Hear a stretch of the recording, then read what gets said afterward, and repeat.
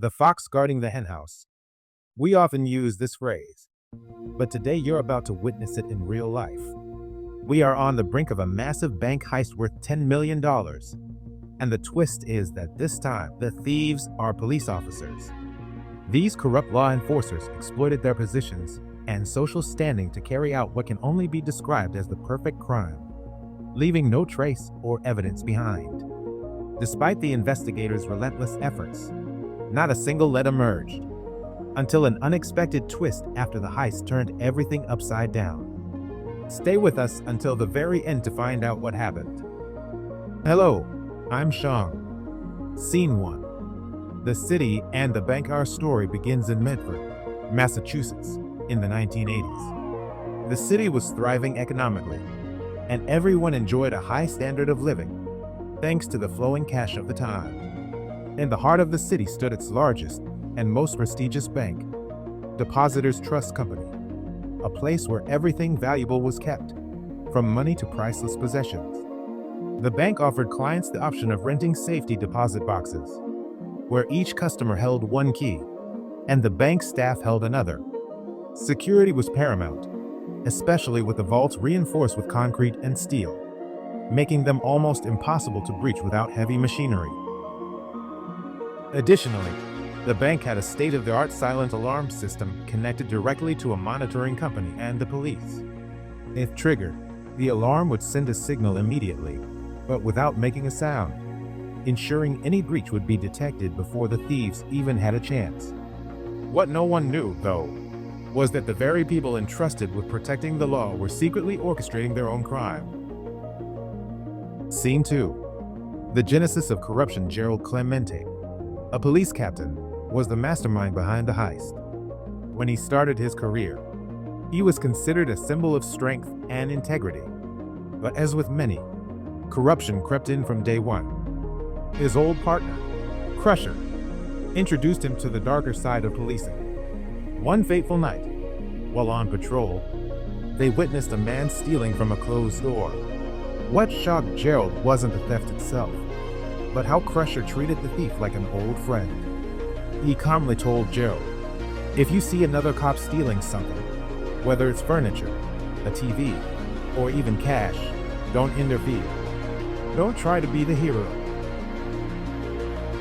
That moment made Gerald realize that corruption was the norm in this town, and in order to fit in, he had to adopt the same practices.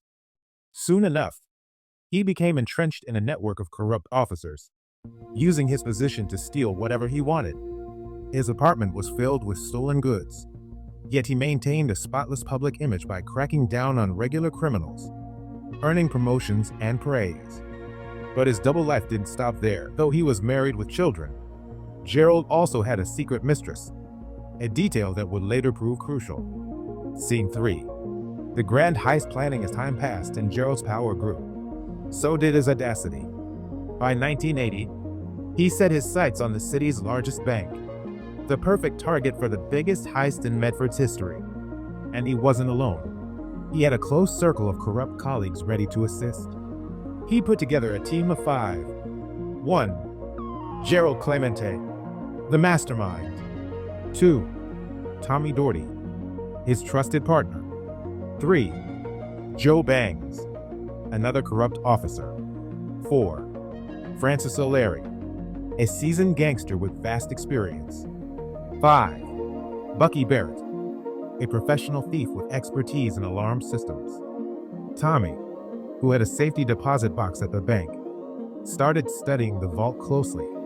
He examined every detail: the number of boxes, their dimensions, the layout, the locks, and the thickness of the doors. Then the real planning began.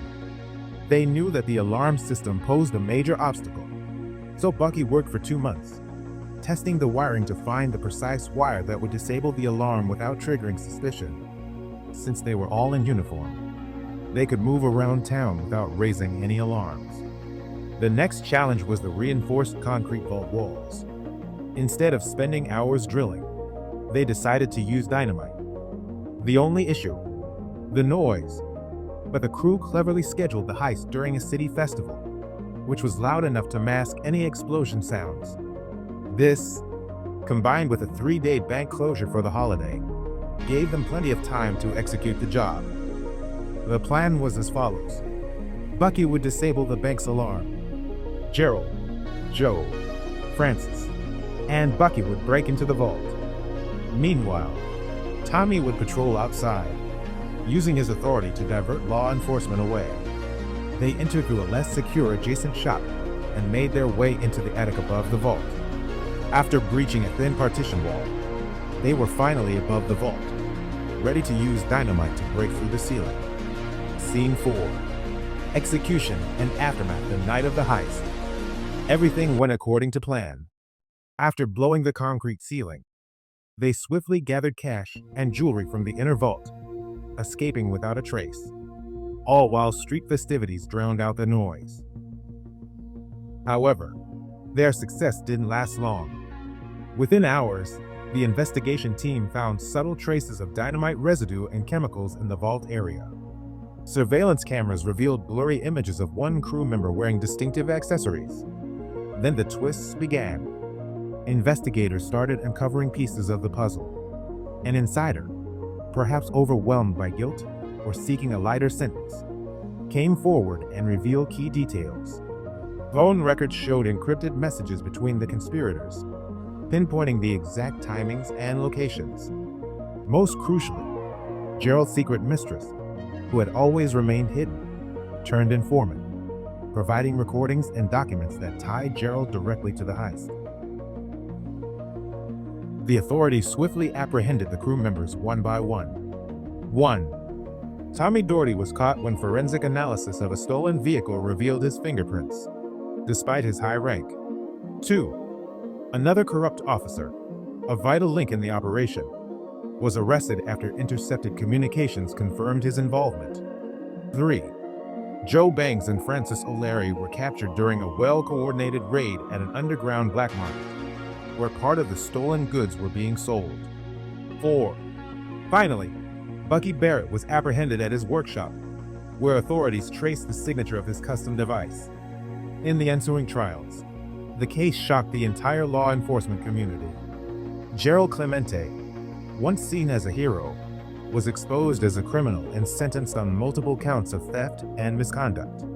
Every member of the crew faced long prison sentences, marking the collapse of a once impenetrable web of corruption. Final reflection. What started as the perfect heist quickly unraveled due to internal betrayal, overwhelming evidence, and the unrelenting pursuit of justice. This heist was not just about a vast sum of money. It was a stark revelation of the deep-rooted corruption within the police force, proving that no matter how cleverly criminals evade the law, the truth will always find its way to the surface. This concludes our complete story of the heist, an epic tale where greed, betrayal, and meticulous planning collided, only to fall apart because of human imperfections and the relentless pursuit of justice.